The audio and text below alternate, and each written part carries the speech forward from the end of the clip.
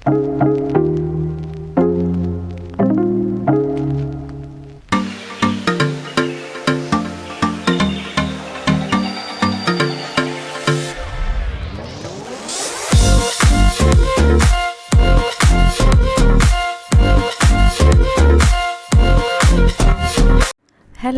Welcome back to my channel. ഇന്ന് നമ്മൾ ഉണ്ടാക്കാൻ പോകുന്നത് നല്ല ചോക്ലേറ്റ് സാൻഡ്വിച്ചാണ്. നല്ല സൂപ്പർ ടേസ്റ്റാണ്. എല്ലാവരും ഒന്ന് ട്രൈ ചെയ്ത് നോക്കണേ. അപ്പോൾ നമുക്ക് നോക്കാം എങ്ങനെ ഉണ്ടാക്കുന്നതെന്ന്. അതിന് വേണ്ടിയിട്ട് ആദ്യം നമ്മളൊരു ബൗൾ എടുക്കുക. അതിലേക്ക് ഒരു മുട്ട ആഡ് ചെയ്ത് കൊടുക്കാം. ഇതിൽ ഒരു മുട്ട മാത്രം വെച്ചിട്ടാണ് നമ്മൾ ഈ സാൻഡ്വിച്ച് ഉണ്ടാക്കുന്നത്. അപ്പം റൂം ടെമ്പറേച്ചറിലുള്ള മുട്ട പ്രത്യേകം എടുക്കാൻ എല്ലാവരും ശ്രദ്ധിക്കുക. ഒരു മുട്ട ആഡ് ചെയ്ത് കൊടുത്തിട്ട് അത് നമുക്ക് നന്നായിട്ടൊന്ന് മിക്സ് ചെയ്ത് കൊടുക്കാം. ബീറ്റർ ഉണ്ടെങ്കിൽ എല്ലാവരും ബീറ്റ് ചെയ്തെടുക്കുന്നതാണ് നല്ലത്. ഞാനിപ്പം ബീറ്റർ ഇല്ലാതെ ജസ്റ്റ് ഇത് വെച്ചിട്ട് തന്നെ ചെയ്യുകയാണ്. അതിന് ശേഷം നമുക്കതിലേക്ക് ഞാനൊരു 1/2 കപ്പ് പഞ്ചസാര ആഡ് ചെയ്ത് കൊടുക്കുകയാണ്. നമുക്കൊരു പൊടിച്ച പഞ്ചസാര തന്നെ ആഡ് ചെയ്യാൻ ശ്രമിക്കുക. അന്നേരം നമുക്ക് പെട്ടെന്ന് കേക്കിൻ്റെ ബാറ്റർ നന്നായിട്ടും ഈ മുട്ടയുടെ കൂടെ മിക്സ്ഡായി കിട്ടും. മറ്റേ പൊടിച്ചിട്ടില്ലെങ്കിൽ അത് നന്നായിട്ട് അലിഞ്ഞ് പോവില്ല. പെട്ടെന്ന് മിക്സ് ആവാൻ വേണ്ടിയിട്ടാണ് ഞാൻ അങ്ങനെ എടുത്തത്. അതിനുശേഷം അതിലേക്ക് ഒരു 1/3 കപ്പ് വെജിറ്റബിൾ ഓയിൽ ചേർത്ത് കൊടുക്കുക. 1/3 കപ്പ് തന്നെ കറക്റ്റ് അളവ് തന്നെ എല്ലാം എടുക്കാൻ ശ്രമിക്കുക. അല്ലെങ്കിൽ കേക്കിൻ്റെ ടെക്സ്ചർ നമുക്ക് നല്ല കറക്റ്റായിട്ട് കിട്ടത്തില്ല. അപ്പോൾ അതെല്ലാവരും ഒന്ന് പ്രത്യേകം ശ്രദ്ധിക്കുക. അതിനുശേഷം അത് നന്നായിട്ടൊന്ന് മിക്സ് ചെയ്ത് നമുക്ക് കൊടുക്കാം. എന്നിട്ട് അതിലേക്ക് അതേ അളവിൽ തന്നെ 1/3 കപ്പിൽ അതേ അളവിൽ മിൽക്കും കൂടെ ആഡ് ചെയ്ത് കൊടുക്കുക. തണുത്ത പാലല്ല, നോർമൽ റൂം ടെമ്പറേച്ചറിലുള്ള പാലാണ് ഞാൻ എടുത്തേക്കുന്നത്. അത് തന്നെ പ്രത്യേകം എടുക്കാൻ ശ്രദ്ധിക്കുക. അതിനുശേഷം നന്നായിട്ട് നമുക്കൊന്ന് മിക്സ് ചെയ്ത് കൊടുക്കുക. അതിനുശേഷം ഞാൻ ഒരു 1/3 കപ്പ് ഓൾ പർപ്പസ് ഫ്ലോറും 2 ടേബിൾ സ്പൂൺ കൊക്കോ പൗഡറും കൂടെ ആഡ് ചെയ്തിട്ട് ഒരുമിച്ച് ആഡ് ചെയ്തിട്ട് ഞാൻ കൊടുക്കുകയാണ്. രണ്ടും കൂടെ മിക്സ് ചെയ്തിട്ട് അരിച്ചെടുത്തതാണ്. അപ്പം നിങ്ങൾ പ്രത്യേകം അരിച്ചിട്ടെടുക്കാൻ ശ്രമിക്കുക. പിന്നെ 1/2 ടീസ്പൂൺ ബേക്കിംഗ് സോഡയാണ് ഇപ്പോൾ ആഡ് ചെയ്ത് കൊടുത്തത്. അതിനുശേഷം മുട്ട ചേർക്കുന്നതുകൊണ്ട് നമുക്ക് വാനില എസൻസ് കൂടെ ആഡ് ചെയ്ത് കൊടുക്കുമ്പോൾ മുട്ടയുടെ മണം ഇഷ്ടമല്ലാത്തവർക്ക് അത് മാറിക്കിട്ടും. അപ്പോൾ അതിന് വേണ്ടിയിട്ട് ഇത്രയും ആഡ് ചെയ്ത് കൊടുത്തതിന് ശേഷം നമുക്ക് നന്നായിട്ടൊന്ന് മിക്സ് ചെയ്തെടുക്കാം. നന്നായിട്ടൊന്ന് ഒരു കേക്കിൻ്റെ ടെക്സ്ചർ നല്ല ഇതായിട്ട് നമുക്ക് കിട്ടും. ഇതെല്ലാം കറക്റ്റ് അളവായിട്ട് തന്നെ എടുക്കാൻ ശ്രമിക്കുക. ഇല്ലെങ്കിൽ നമുക്ക് നന്നായിട്ട് കിട്ടില്ല. അത് നമ്മുടെ കേക്കിൻ്റെ ബാറ്റർ റെഡി ആയിട്ടുണ്ട്. അത് നമുക്ക് ഒരു കേക്കിൻ്റെ ട്രേയിലോട്ട് മാറ്റാം. അതിന് വേണ്ടിയിട്ട് നമുക്കൊരു കേക്കിൻ്റെ ട്രേ എടുക്കുക. അതിൽ നമുക്ക് ഒന്ന് ഓയിൽ സ്പ്രെഡ് ചെയ്ത് കൊടുക്കാം. ഇത് അടിയിൽ പിടിക്കാതിരിക്കാൻ വേണ്ടിയിട്ടാണ്. ശരിക്കും നല്ല ടേസ്റ്റാണ് ഇത്. എല്ലാവരും ട്രൈ ചെയ്ത് നോക്കുക. സാധാരണ എല്ലാവരും നമ്മൾ കേക്കല്ല ഉണ്ടാക്കുന്നത്. ഇതൊരു വെറൈറ്റി ഡിഷാണ്. എന്നിട്ട് നമുക്ക് കേക്കിൻ്റെ ബാറ്റർ ഇതിലേക്ക് ഒഴിച്ചു കൊടുക്കാം. അതൊഴിച്ച് കൊടുത്തിട്ട് നമുക്ക് നന്നായിട്ട് അതൊന്ന് സ്പ്രെഡ് ചെയ്ത് കൊടുക്കാം. അതിൽ ബബിൾസൊക്കെ ഉണ്ടെങ്കിൽ ജസ്റ്റ് ഒരു 10 ടൈംസ് ഒന്ന് ടാപ്പ് ചെയ്തിട്ട് ബബിൾസൊക്കെ പോകുമ്പോഴത്തേക്കും നമുക്ക് പെർഫെക്റ്റായിട്ട് കേക്ക് കിട്ടും. അപ്പോൾ അത് ശ്രദ്ധിച്ച് ടാപ്പ് ചെയ്തിട്ട് പ്രത്യേകം വെക്കുക.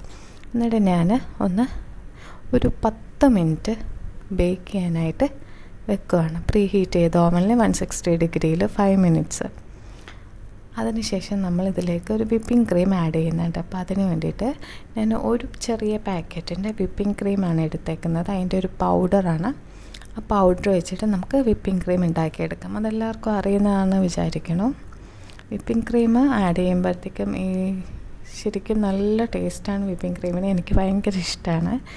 എല്ലാവരും ട്രൈ ചെയ്ത് നോക്കാം. നിങ്ങൾക്ക് ഇഷ്ടമാവുമെന്ന് വിചാരിക്കണോ. അതിനുശേഷം ഞാൻ ഒരു പാക്കറ്റ് ഫുൾ വിപ്പിംഗ് പൗഡർ എടുത്തിട്ടുണ്ട്. പിന്നെ നല്ല തണുത്ത ഒരു 1/2 കപ്പ് പാൽ ഞാൻ അതിലേക്ക് ഒഴിച്ചു കൊടുക്കുകയാണ്. എന്നിട്ട് നമുക്ക് ബീറ്റർ വെച്ചിട്ട് നന്നായിട്ടൊന്ന് ബീറ്റ് ചെയ്തെടുക്കാം. നല്ല തിക്ക് ഫോമിൽ ബീറ്റ് ചെയ്ത് വരണം. അതായത് നമ്മൾ പാത്രത്തിൽ നിന്ന് വിട്ടു പോവാത്ത രീതിയിൽ ആ ഒരു തിക്ക് ഫോം കിട്ടുന്നിടം വരെ ഒന്ന് ബീറ്റ് ചെയ്തെടുക്കണം. അത് പാത്രത്തിൽ നിന്ന് വിട്ടു പോവാതെ നല്ല തിക്കായിട്ടിരിക്കണം. അങ്ങനെ നമ്മൾ വിപ്പിംഗ് ക്രീം റെഡി ആയിട്ടുണ്ട്. അപ്പോഴത്തേക്കും നമ്മുടെ കേക്ക് റെഡിയായോ എന്ന് പോയി നോക്കിയിട്ട് വരാം. ഇതാ വിപ്പിംഗ് ക്രീം നന്നായിട്ട് തിക്കായിട്ട് കിട്ടിയിട്ടുണ്ട്. നമ്മുടെ കേക്ക് നല്ല പെർഫെക്റ്റായിട്ട് കിട്ടിയിട്ടുണ്ട്. ഇത് എന്നിട്ട് നമുക്ക് 4 വശവും ഒന്ന് കട്ട് ചെയ്ത് കൊടുക്കാം.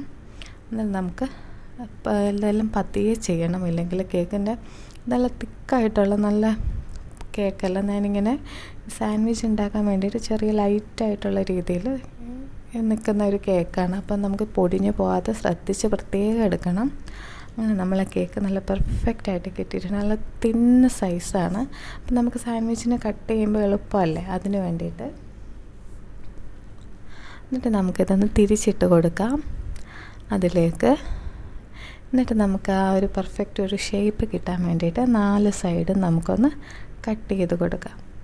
ഇത് ശരിക്കും സാധാരണ എല്ലാവരും കേക്കായിട്ട് ഉണ്ടാക്കുന്നതാണ്. ഞാൻ ജസ്റ്റ് സാൻഡ്വിച്ചായിട്ട് കുട്ടികൾക്കൊക്കെ വളരെ ഇഷ്ടപ്പെടും.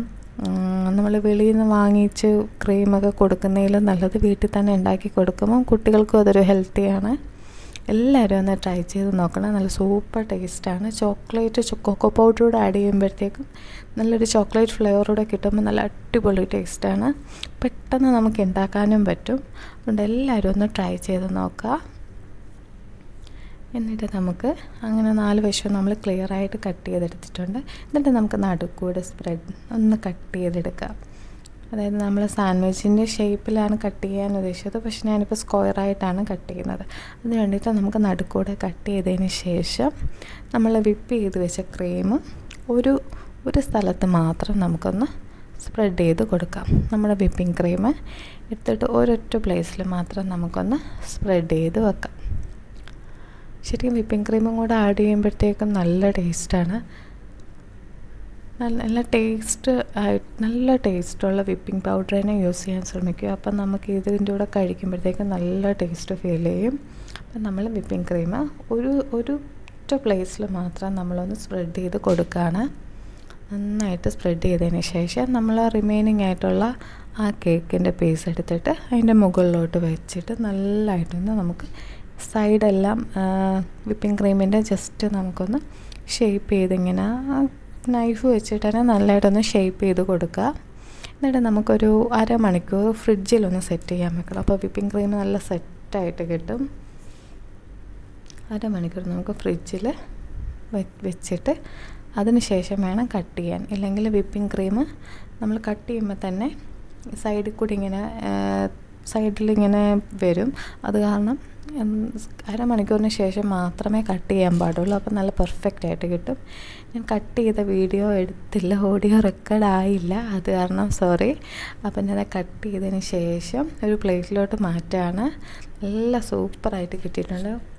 എല്ലാവരും ഒന്ന് ട്രൈ ചെയ്ത് നോക്കുക. ഞാൻ അധിക നേരം വെച്ചില്ല, ഒരു 15 മിനിറ്റ്സായി വെച്ചിട്ടുണ്ടായിരുന്നുള്ളൂ. അതുകൊണ്ട് വിപ്പിംഗ് ക്രീം കുറച്ചുകൂടെ ഒന്ന് സെറ്റ് ആവാനുണ്ട്. നിങ്ങൾ എന്തായാലും ഒരു ഹാഫ് ആൻ അവർ മാക്സിമം വെക്കുക. അത് കറക്റ്റായിട്ട് നമുക്ക് വിപ്പിംഗ് ക്രീം എല്ലാം സെറ്റായിട്ട് നല്ല അടിപൊളിയായിട്ട് കിട്ടും. നല്ല ടേസ്റ്റാണ്. എല്ലാവരും ഒന്ന് ട്രൈ ചെയ്ത് നോക്കണം. എന്നിട്ട് അഭിപ്രായം എനിക്ക് കമൻസിലൂടെ അറിയിക്കണേ. അങ്ങനെ നമ്മുടെ വിപ്പിംഗ് ക്രീം വെച്ചിട്ട് ഉള്ള ചോക്ലേറ്റ് സാൻഡ്വിച്ച് റെഡി ആയിട്ടുണ്ട്. എല്ലാവർക്കും ഇഷ്ടമായെന്ന് വിചാരിക്കണം. പുതിയ വ്യൂവേഴ്സ് ഉണ്ടെങ്കിൽ ഒന്ന് സബ്സ്ക്രൈബ് ചെയ്തേക്കണേ. Thanks for watching. Please like, share and subscribe my video. Thank you. നിങ്ങളുടെ എല്ലാവരുടെയും സപ്പോർട്ട് എനിക്ക് വേണം. എല്ലാവരും സപ്പോർട്ട് ചെയ്യുക. വീഡിയോ കണ്ടിട്ട് അഭിപ്രായം എന്തായാലും കമൻസിൽ പറയണം. Thank you.